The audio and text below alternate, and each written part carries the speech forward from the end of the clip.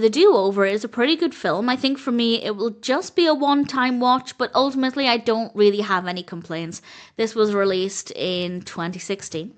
It's directed by Stephen Brill. It's written by Kevin Barnett and Chris Pappas, with a cast including Adam Sandler, David Spade, Paula Patton, Kathryn Hahn, and various others. We do have a solid cast there, and it sounded interesting enough. Max and Charlie aren't having the best lives, so they decide to fake their own deaths, assume new identities, and start over. Simple enough. Well, needless to say, it's not going to be straightforward for them, and they have quite an adventure.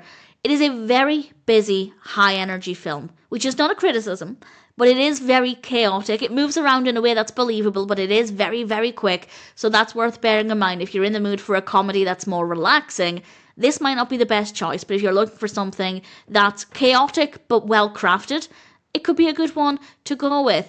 And it's not one of those situations where it's chaotic because it's making up for a lack of good story. I think the narrative actually does work really well. Everything is, to an extent, believable within the context of the story, and we also have some good characters. The characters are interesting. I liked spending time with them, and of course the performances are very good as well.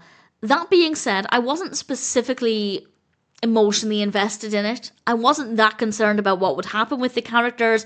While the narrative works well and there's a lot going on and there's quite a decent amount of substance, I wasn't too bothered about what was happening. I wasn't looking for a specific outcome. So I enjoyed the journey, I enjoyed the experience, but I wasn't too bothered about what would ultimately happen. So I wasn't as engaged with it as some people might. If you care more than I do, then it might be a stronger experience. But I still think it worked well. Really good camera work, great music, good use of sound. Comedy is subjective. I didn't find it laugh out loud funny, but I can definitely see the comedy aspects. And if it is your style of comedy, I think that will make it, again, an even more entertaining film. So I really enjoyed it as a one-time watch. I don't think I'd watch it again. I don't think it's quite to my tastes to watch it again.